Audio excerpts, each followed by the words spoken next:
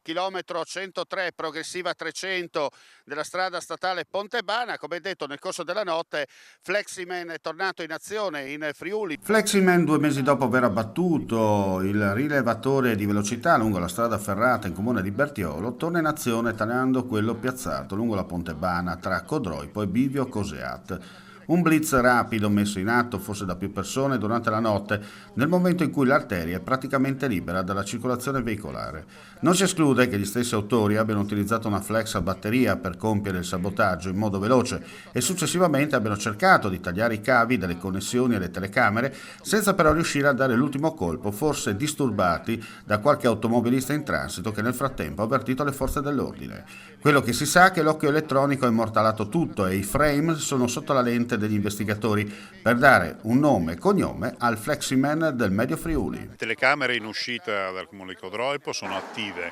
adesso stanno verificando se le immagini sono visibili e gestibili soprattutto. No, a me dispiace un po' perché caso vuole che noi proprio stasera in giunta discuteremo del nuovo codice della strada per spiegare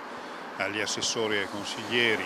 le nuove regole che implicano tra le altre cose l'aumento delle sanzioni e quindi per far comprendere poi al cittadino le motivazioni. Ecco,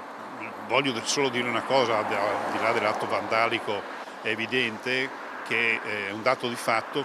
che l'aumento della velocità sicuramente è uno degli elementi pericolosi maggiormente, ma dico maggiormente quasi nei centri storici più che in quella via in cui passano più o meno oltre 2 milioni e mezzo di veicoli all'anno e non ci sono più o meno 5.000 sanzioni all'anno, quindi guardiamo anche la proporzione in questo senso. Abbiamo avuto anche dei rilievi